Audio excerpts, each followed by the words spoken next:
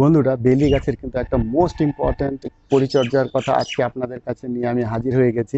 আর আমার এই বেলি গাছটা আপনারা দেখতে পাচ্ছেন, এটা কিন্তু ফুল দেওয়া অলরেডি শেষ হয়ে গেছে। ফুল দেওয়া শেষ হয়ে যাওয়ার পর আমাদের একটা কিন্তু মোস্ট ইম্পর্ট্যান্ট কাজ বাকি থাকে, সেই কাজটা কিন্তু আজকে আমাদের করতে হবে। আর বন্ধুরা, এটা কিন্তু আমরা প্রায় ভুল করে থাকি, বিশেষ করে যারা নতুন বাগানি তারা কিন্তু এই ফুল দেওয়ার পর গাছটিকে কি করতে হয় সেটা কিন্তু আমরা অনেকেই জানি না।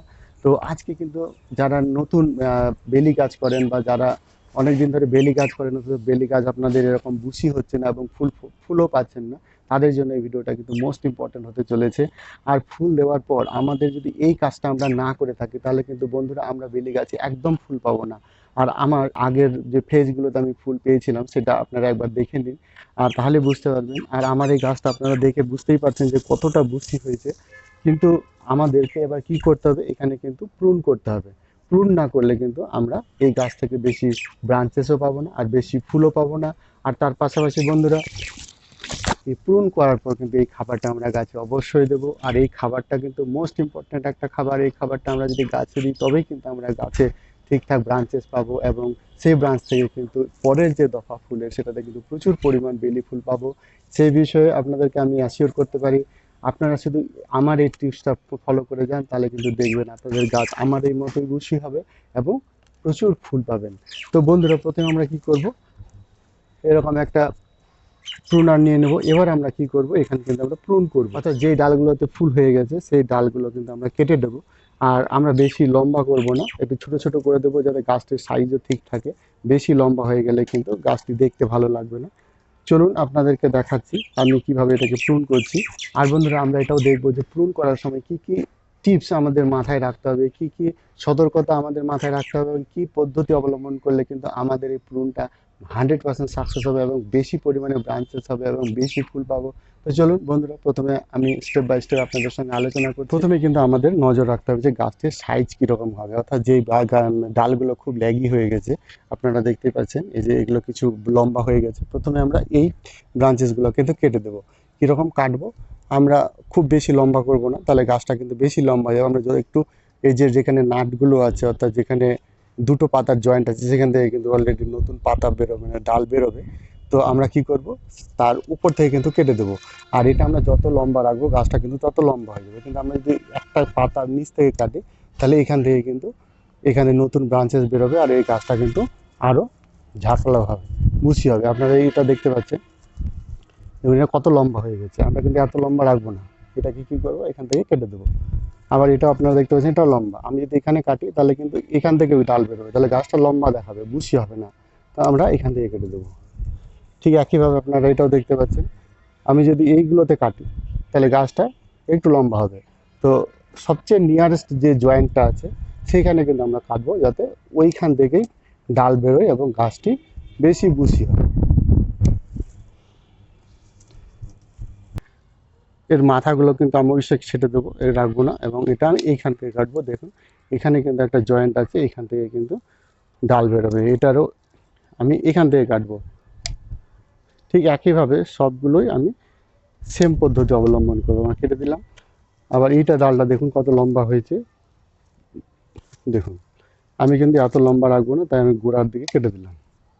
একইভাবে এটাও কেটে দিলাম।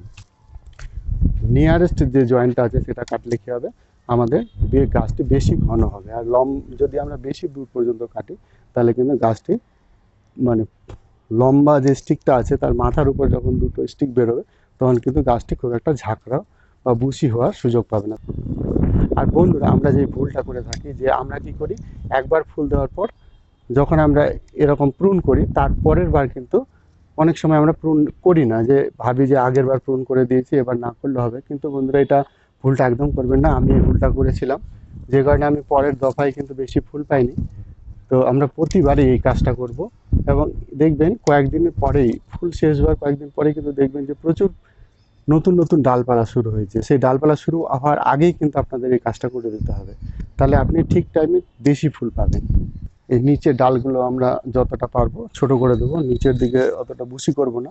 কারণ নিচের দিকে বুশি করলে কি হবে, গাছটির কিন্তু গোড়ায় ঠিকঠাক হাওয়া বাতাস পাবে না, যে কারণে এটা কি হবে, ফাঙ্গাস লাগার একটা চান্স থাকবে।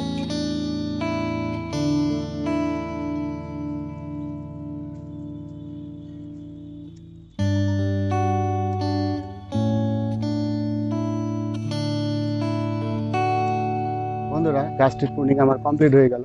আর বন্ধুরা বেলি গাছের কিন্তু এটাই সিক্রেট, এই গাছ থেকে প্রচুর পরিমাণ ফুল পাওয়ার জন্য আর এই গাছটিকে বুশি করার জন্য। আমরা জানি যত আমরা গাছটিকে বুশি করতে পারবো গাছ থেকে কিন্তু তত বেশি ফুল পাবো। তো বন্ধুরা এই গাছটিকে কিন্তু বুশি করার একমাত্র উপায় হচ্ছে টাইম টু টাইম প্রুন করা। আর প্রুন করতে হবে কখন? যখন এক দফা ফুল শেষ হয়ে যাবে তখন কিন্তু এই গাছটিকে প্রুন করে নেব। আর আমরা সবাই জানি যে এই বেলি গাছে কিন্তু দফায় দফায় ফুল আছে, অর্থাৎ কন্টিনিউ আমরা ফুল পাই না। তো এক দফা ফুল শেষ হয়ে যাওয়ার পর আমরা কিন্তু এই গাছটিকে অবশ্যই এরকম করে প্রুন করে দেবো। আর প্রুন করার টেকনিকটা কিন্তু আপনাদেরকে বলে দিলাম, এইভাবে আপনাদের প্রুন করতে হবে, তবেই কিন্তু গাছটিকে আপনি বেশি বুশি করতে পারবেন আর বেশি ফুল পাবেন। আর বন্ধুরা চলুন এবার আমরা দেখে নিই যে এবার কিন্তু একটা খাবার আমরা এই গাছে দেবো, যেটা খুব ইম্পর্ট্যান্ট, যাতে করে আমরা এই গাছ থেকে আগামীতে প্রচুর ব্রাঞ্চেস পাই এবং সেই ব্রাঞ্চ থেকে কিন্তু প্রচুর যেন ফুল পাই, তার জন্য কিন্তু খাবারটা কিন্তু এখন এই গাছে প্রয়োগ করব। আর দেখতে পাচ্ছেন এই সেই খাবার, এই খাবারটা আমরা এই গাছে অবশ্যই প্রয়োগ করব। এই খাবার প্রয়োগ করার ফলেই কিন্তু আমরা এই গাছ থেকে প্রচুর নতুন ব্রাঞ্চেস পাবো এবং সেই ব্রাঞ্চ থেকে কিন্তু এর পরের দফায় প্রচুর ফুল পাবো। তো বন্ধুরা এই খাবারটা কিন্তু মোস্ট ইম্পর্ট্যান্ট, এই খাবারটা কিন্তু আপনারা অবশ্যই দেবেন। তো বন্ধুরা চলুন আমরা দেখে নিই যে এটা খাবারটা আমরা কীভাবে তৈরি করলাম এবং এর মধ্যে কী আছে এবং এই খাবারটা আমরা দিলে কি কি উপকার পাবো সেটাই আমি আলোচনা। আর বন্ধুরা এটা জানার আগে আপনাদের কাছে অনুরোধ, প্লিজ বন্ধুরা এতক্ষণ ভিডিওটা দেখার জন্য আপনাদেরকে তো অসংখ্য ধন্যবাদ। পাশাপাশি বন্ধুরা চ্যানেলটা যদি সাবস্ক্রাইব করে না থাকেন তাহলে অবশ্যই চ্যানেলটা সাবস্ক্রাইব করে নিন।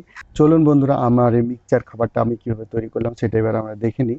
এখানে আপনারা দেখতেই পাচ্ছেন, এখানে আমি নিয়ে নিয়েছি, এটা হচ্ছে 1 চামচের মতো চা পাতা।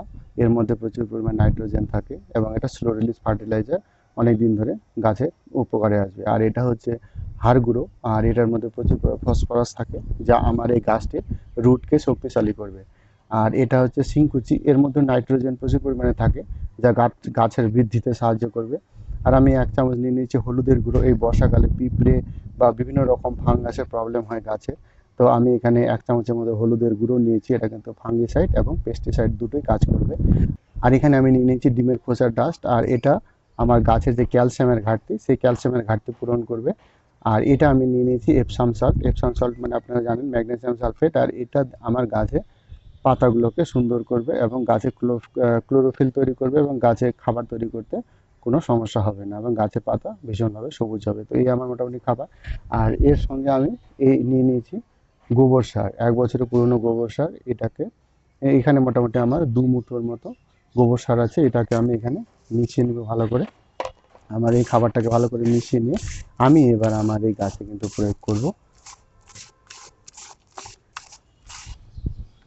এই খাবারটা অ্যাপ্লাই করার আগে আমি আরেকটা জিনিস আপনাদেরকে বলবো, যে যদি কোনো শুকনো ডাল বা মরা পাতা যদি গাছে লেগে থাকে সেগুলো আপনারা অবশ্যই রিমুভ করে নেবেন, কারণ বর্ষাকাল এখন কিন্তু খুব সহজেই গাছে ফাঙ্গাস লেগে যেতে পারে। আর আরেকটা কথা বলি, এই বেলি গাছ কিন্তু হার্ডি প্ল্যান্ট, অত সহজে মরে না এবং এই গাছে কিন্তু রোগ সেরকম নেই বললেই চলে, পোকামাকড় আক্রমণ হয় না বললেই চলে। বন্ধুরা এই গাছ থেকে ফুল পেতে গেলে কিন্তু আপনাদের আরেকটা কাজ অবশ্যই করতে হবে, সেটা হচ্ছে এই গাছটিকে কিন্তু আপনাদের ফুল সানলাইটে রাখতে হবে, কারণ এই গাছ কিন্তু সূর্যের আলো খুব পছন্দ করে, যেমন আলো পাবে তেমন কিন্তু এই গাছটির মধ্যে ফুল আসার প্রবণতা বাড়বে।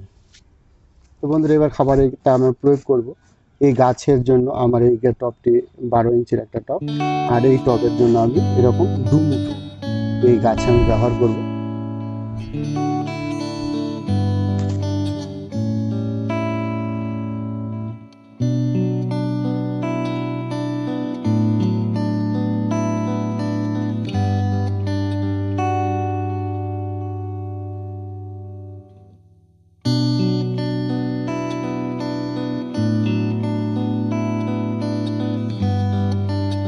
আর আমরা চা পাতা এখানে একটা কারণেই দিলাম, যেহেতু এটা অ্যাসিড লাভিং একটা প্ল্যান্ট, তো এর মাটিটাকে অ্যাসিডিক করার জন্য আমরা এই চা পাতা দিলাম, কারণ আমরা জানি এই চা পাতা কিন্তু গাছটিকে অ্যাসিডিক করে তুলবে। এবার আমরা এখানে জল দিয়ে দেবো।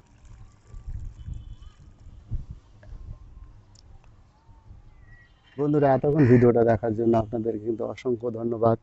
আর এরকমই ভিডিও আপনারা যদি আরও পেতে চান তাহলে এই চ্যানেলটা অবশ্যই সাবস্ক্রাইব করবেন। আর ভিডিওটা যদি ইনফরমেটিভ মনে হয় আপনারা আপনাদের বন্ধুদের সঙ্গে অবশ্যই শেয়ার করে দেবেন। আর এই ভিডিওটা দেখার পর আপনারা যদি সেম টেকনিক আপনাদের বেলি গাছে প্রয়োগ করেন এবং প্রচুর ফুল পান, তাহলে বন্ধুরা আমার এই ভিডিওটা বানানোর কিন্তু সার্থকতা থাকবে। আর বন্ধুরা এই চ্যানেলে আমি গাছের ভিডিও দেওয়ার পাশাপাশি আমি কিন্তু ভ্রমণেরও ভিডিও দিয়ে থাকি, তো ভ্রমণেরও ভিডিও পাওয়ার জন্য আমার চ্যানেলটা অবশ্যই সাবস্ক্রাইব করে দেবেন। তো বন্ধুরা আজকে এই পর্যন্তই, পরবর্তী ভিডিওতে আবার আপনাদের সঙ্গে দেখা হবে। ভালো থাকবেন।